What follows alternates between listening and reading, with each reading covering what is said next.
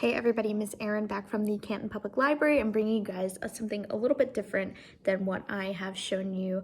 We've been talking a lot about books, but I want to show you guys a really easy, all ages, collaborative art project that you can do with your pets, with small children. I'm going to be doing it with my dog. Okay, so for the first part of this art project, you will need a pet. It can be any kind of pet. I've got my dog Ruthie here.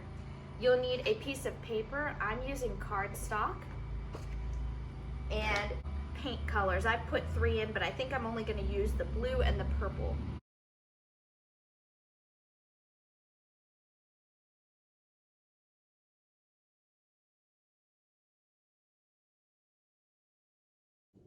So using the Q-tip and just a little bit of green paint, I drew lines coming down as stems for each of the flowers, and next I'll be doing the leaves.